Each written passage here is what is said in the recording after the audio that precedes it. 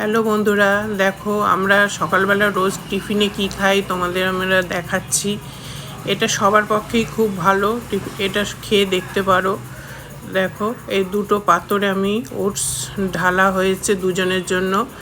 এবার এটার মধ্যে আমি আর একটু, এটার কম হয়েছে বলে আর একটু ঢালছি। এটার মধ্যে জল দেবো, দিয়ে এটাকে খানিকক্ষণ ভিজিয়ে রাখবো।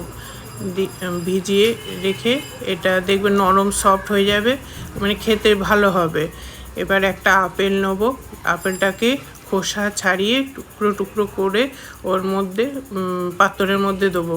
আমার ডাক্তারে বলা আছে যে মানে খোসা যে দিয়ে, খোসা টাইপের জিনিস খোসা থাকলে খোসা ছাড়িয়ে খেতে। তোমরাও খেতে পারো, সবার জন্যই উপকারী খোসাটা ছাড়িয়ে খেলে ইয়েতে। আর এই আমি যেটা খাচ্ছি সেটা তোমরা কলা দিয়েও খেতে পারো, ড্রাই ফ্রুট দিয়েও এর মধ্যে খেতে পারো। এটা খুবই উপকারী।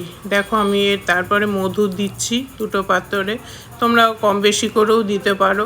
আমি বেশি না, অল্প অল্প করেই দুটো পাত্রে মধু দেওয়া হলো। দিয়ে এবার এটার মধ্যে আমি জলটা পরিমাণ মতন দেবো, আর একটু দেবো। দিয়ে দেখো মিক্সি জারে এটাকে পেস্ট করছি। একটা একটা করে পাত্র, দুটো পাত্র এক এক করে পেস্ট করে নেবো। এটার পাতলা লিকুইডের খেতে খুব ভালো হয়।